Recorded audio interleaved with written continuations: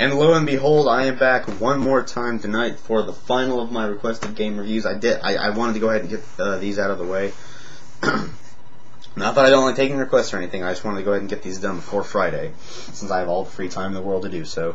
And my final game review request is by one of my real-life YouTube friends, Elite Zodiac. And this game is, again, I'm going to sound biased by this, I don't care. It's my opinion, I'll have it if I want. Is Duke Nukem 3D. Well, I guess you call it the Atomic Edition because it does have the 4 chapters in it, since it is the Xbox Live arcade version. Ever since I was a kid, I had Duke Nukem 64 for the N64, and I just could not stop playing it. I mean, when I was younger, when I first got this game, I was addicted to it.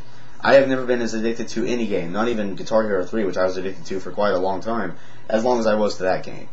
And then I played the PC version, and I was like, wow, everything looks so different. Oh, it's uncensored. The first time I saw it, my parents were, my dad, actually, was just laughing at all the uncensoredness that I was seeing as a 7, 8-year-old kid.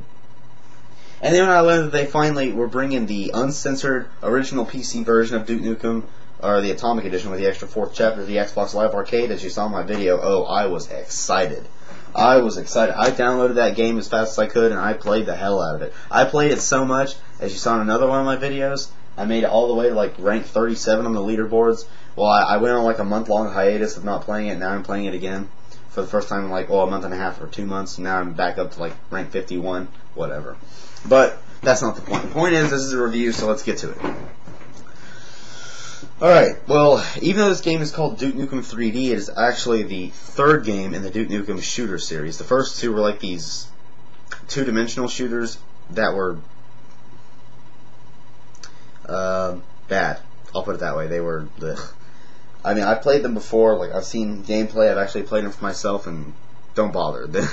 It's really just, I mean, they're old, of course, they're not really going to be all that good, but this game just pretty much made Duke Nukem from a kind of, oh god, this character sucks, the game sucks, to, wow, instant classic, just like on the same bar with Doom and GoldenEye, Perfect Dark, and all those shooters.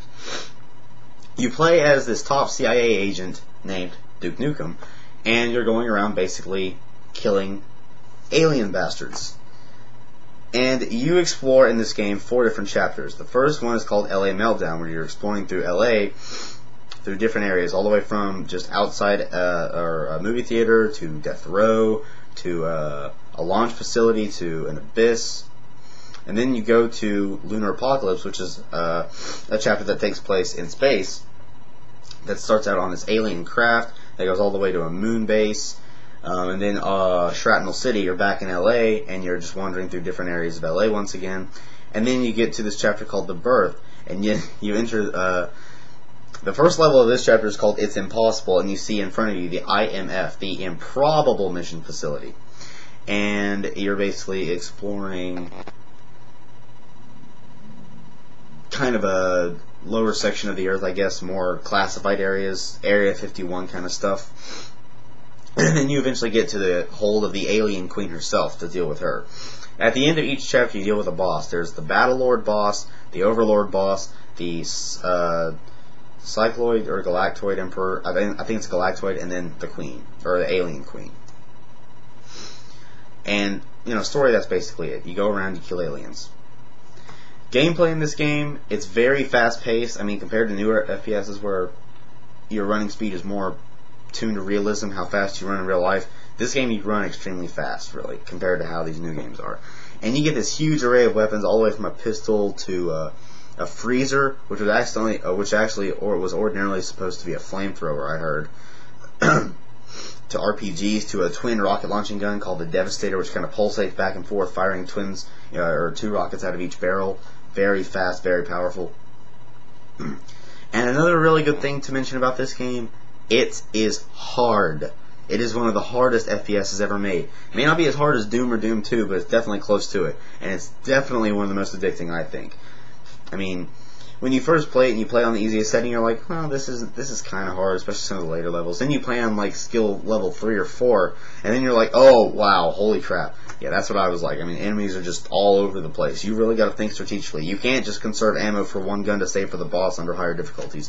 You've got to use all your weapons. You've got to learn how to use all of them. You got to learn to just take a chance and use your ammo. You can't just keep saving it, or else you're pretty much screwed.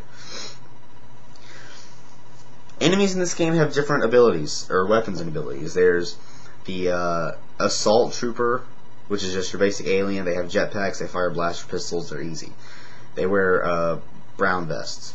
And Assault Captains, they're a bit tougher to kill. They also have jetpacks and pistols, but they also have teleporters, or little teleportation devices on their wrist, kind of like a watch. They press a button and they teleport somewhere. There's Pig Cops. They're actually human cops mutated into pigs, or alien pig-like things, and they carry shotguns. All the way to enemies like Octobrains, these floating alien octopus that spits mental energy at you and has like this huge, gigantic brain which causes them to like telepathically float. There's the Battle Lord, like this huge hulking alien lord that's dressed all in the spiky armor with a huge chain gun and a grenade launcher. All the way to, what's this really big one I was wanting to mention? Oh, the Alien Beast. Possibly the most alien-looking alien in the game.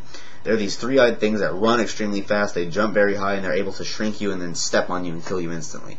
And they also take a ton of firepower to kill. So, I mean, this game there's never really a dull curve in this game, I think. I mean, this game is just loads and loads of different kinds of enemies. They're all put in exactly the right spot, I think. The difficulty curve in this game, I mean, from easiest to hardest, is a huge curve. I mean, if you just jump, I mean, unless you've played it for years upon years like I have, if you just go from the easiest difficulty to the absolute hardest the game has to offer, don't. Just don't. You will not make it past the first chapter, I promise you. And, you know, playing it for years, I thought, well, you know, I'm blazing through this, I'm kind of surprised. And then I go to my friend's house and play, and they haven't played it for way longer than I have. They actually owned the PC version, and they played it more than I did. But their version stopped working, and they didn't have the N64 version like I did. So I played it for way longer than they did.